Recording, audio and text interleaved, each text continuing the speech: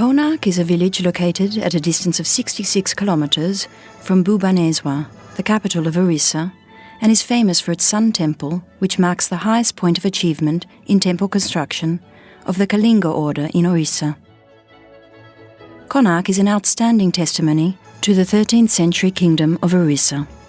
It is directly and materially linked to Brahmin beliefs and forms an invaluable link in the history of the diffusion of the cult of Surya, which originated in Kashmir during the 8th century and finally reached the shores of eastern India.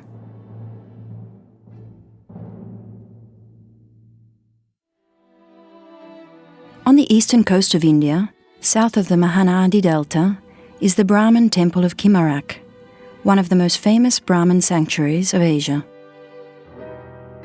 Once one passes through the Konark Sun Temple entrance, which is guarded by two huge lions, each crushing a war elephant, one finds oneself in the Hall of Offerings, a site of sacred temple dancing.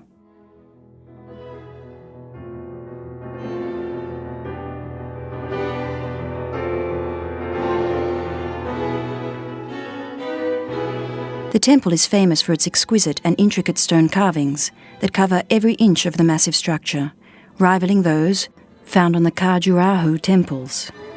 From peace and agriculture to war and struggle, men, women and children, as well as an almost endless variety of animals, are carved on this temple. The magic of this endless rhapsody of sculptures is so great that the visitor is unable to view the work with a critical eye.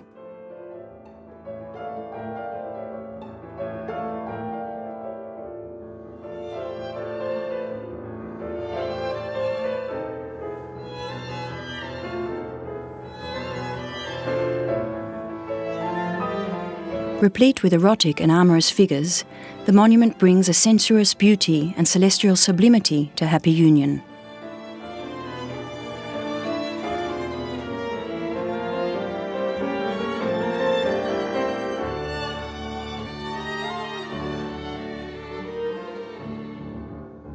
It is a unique artistic achievement.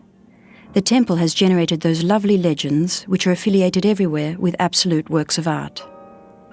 Its construction caused the mobilization of 1,200 workers for 12 years.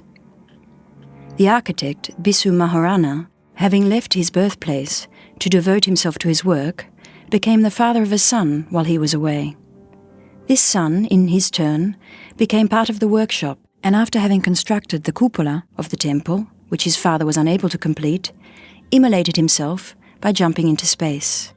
The temple was exposed to adverse natural conditions, such as proximity to the shore, heavy monsoon showers, growth of vegetation on the temple, and saline effect. Since its construction, the temple has never been repaired or maintained. In 1929, a stone, which was covered with moss and lichen, was examined by P. Paya, a botanist of international repute. There were 357 layers on the stone. Accepting that one rainy season was necessary for the deposit of one layer, 357 years must have elapsed for the formation of 357 layers. So the monument must not have been looked after since 1573 AD. Given the long years of neglect, the dilapidation of the temple must have happened over the course of a slow and gradual process. During British rule, steps were taken towards the conservation of the remaining part of the temple. To save the Yag Mohan from possible collapse, the 4 entrances were permanently closed, and the interior was vertically filled with sand by drilling a hole in the top and pouring sand through a funnel.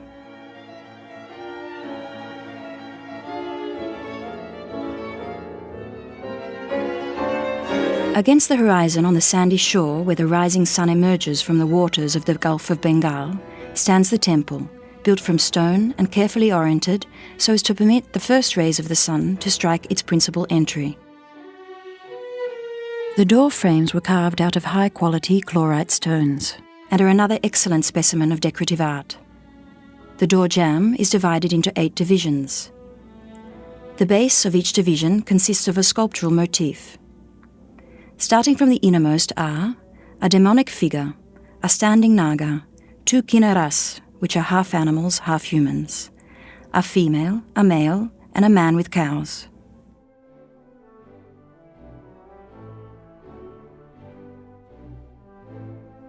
Nature took over the destruction from there. Over the centuries, the sea receded, sand engulfed the building, and salty breezes eroded the stone. The structure remained buried under a huge amount of sand until the early 20th century, when restoration began under the British. British archaeologists uncovered the lower parts of the temple that had remained well preserved beneath the sand, and restored what they could of the rest of the ruins. Trees were planted to shelter the temple from the damaging winds, and a museum was opened to display whatever sculpture was not left in situ or sent to Delhi, Calcutta or London. In 1924, the Earl of Ronaldshay proclaimed the newly revealed temple to be one of the most stupendous buildings in India, which rears itself aloft, a pile of overwhelming grandeur even in its decay.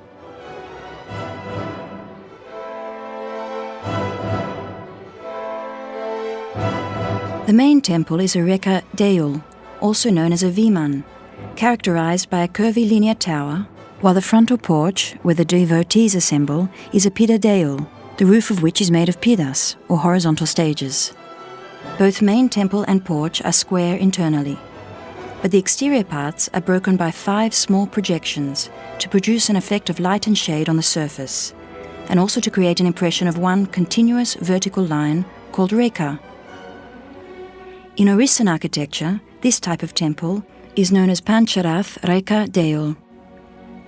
Legends attribute the temple to the Puranic age, and references are found in the Bhavisha and Samba Purana. Traditions attribute the construction of the temple to Samba, the son of Lord Krishna, who after being cursed with leprosy, did severe penance for 12 years to get himself cured. The Konark Sun Temple and its team of horses face east, so that the chariot can be pulled towards the rising sun.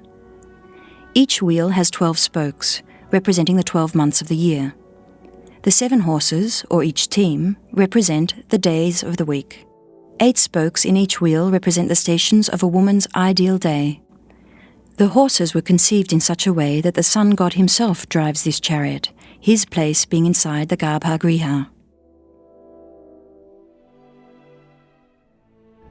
The temple also symbolizes the passage of time, which is under the sun god's control. The 12 pairs of wheels represent the 12 months of the year. The entire temple was planned in such a way that it is fitted with 12 pairs of exquisitely decorated stone wheels. The Konark temple also marks the culmination of temple architecture in Odisha.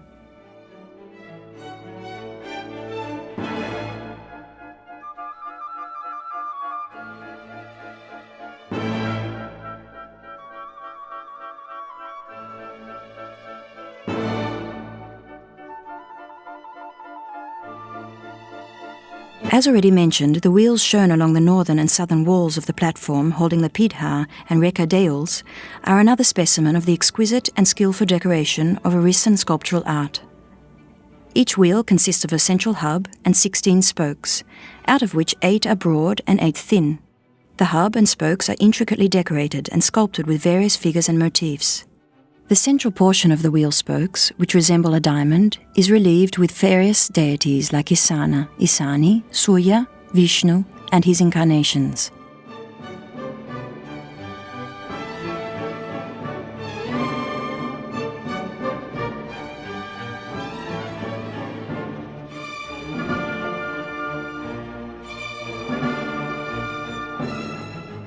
The spokes of the wheel are also sculpted in such a way that they broaden at the center, like a diamond, becoming thinner at the ends.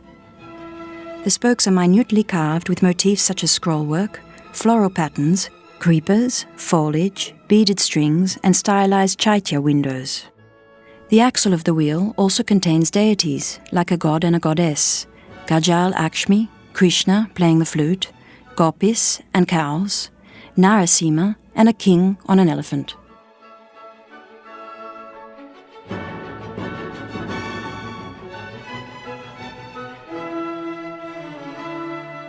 There are also erotic and amorous figures, kanyas in various poses, a nobleman, and a man standing with folded hands. There is also a princely cavalier, a man playing cymbals, elephant riders, and hunting scenes. The The surfaces of the temple are carved with exquisite stone sculptures of a wide variety of subjects, including many erotic scenes based on the Kama Sutra.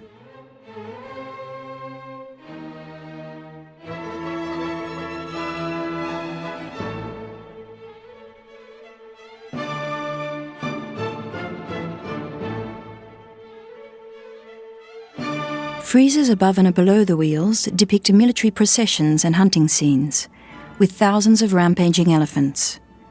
Look for the giraffe in the top frieze along the south side of the platform. This proves that Konark traded with Africa in the 13th century. Like many Indian temples, Konark comprises several distinct and well-organized spatial units. The Vimana, or principal sanctuary, was surmounted by a high tower with a sikara, which was raised to the ground in the 19th century. To the east, the Jahamogana, or audience hall, now dominates the ruins with its pyramidal mass. The Sun Temple, even in its ruined form, presents a majestic appearance in the midst of a vast stretch of sand. It was built around 2050 AD to celebrate the defeat of the Muslim invaders. It is said that powerful magnets placed in the tower empowered the king's throne to float in the air.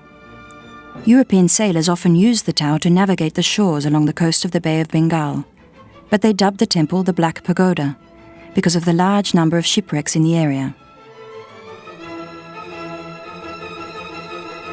The stones are laid in ashlar masonry. The individual stones were carved and finished smoothly, rendering the joints less visible. Due to their weight, these stones rested on top of one another firmly, supplemented by the use of iron dowels to hold them in place. Evidence indicates that 3 different kinds of stones were used in the temple's construction. The first, known as condylite, was used mainly for temple construction, while the high-quality chlorite was used for door jambs and sculptures. The interior core of the temple and other structures were principally constructed using laterite stones. Condylite is prone to weathering and chemical alteration. This has been a major factor in the temple's gradual disintegration. Most of the garnet composition has decomposed into a spongy mass of oxide, which has been further deteriorated by the saline winds and heavy rainfall witnessed in the region. Consequently, the conservation of this temple has been an arduous task. To the south of Bogomandap, there is a kitchen room made of laterite stones. The well is located on the eastern flank of the north side of the kitchen. Its opening is internally lined with a course of condylite slabs, the portion below it being veneered with large bricks. Made of condylite, the low parapet above the mouth of the well is moulded in the form of a kura. Its entrance, flanked on either side by an oblong platform of laterite, directly faces the southern staircase of Bogmanadap. The room has 4 corners with a central oblong courtyard. The east and west wings are much narrower than the other 2 flanks. The south and the north wings have 3 rows of pillars, and the west wing a single row near the inner edge. There are no pillars in the eastern wing. The pillars take 2 forms. The majority are laterite with a square base and an octagonal shaft with central mouldings. The sides of the wings facing the courtyard evidently had no walls.